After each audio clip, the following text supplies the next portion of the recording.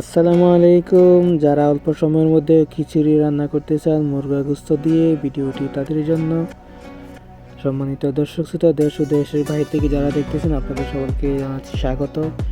এই মুহূর্তে আমি খিচুড়ির জন্য মুরগির গোস্ত দিয়ে রান্না করতেছি।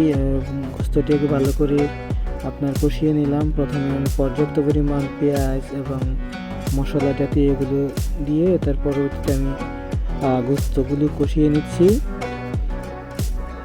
তো কষানোর শেষ, আমি এখন চাউল এবং ডাউল একসাথে মিক্স করে ঢেলে দিলাম। এখানে আমি 1 পটে 5 পট চাউল এবং 2 পট ডাউল দিয়ে তারপরে এখানে মিক্স করে নিলাম। এখন আমি এটাকে কিছুক্ষণ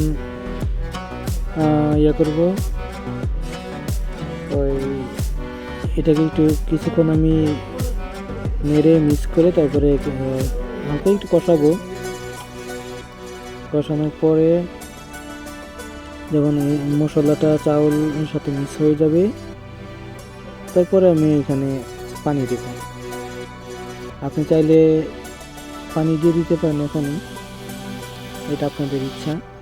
তো আমি এটাকে কিছু মিক্স করে এখন পানি দিয়ে দিলাম।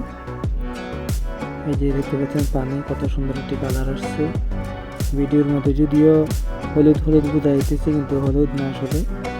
তো যাই হোক, চাইলে আপনি পানি আরও দিতে পারেন। তো এই শেষ পর্যায়ে আশা করছি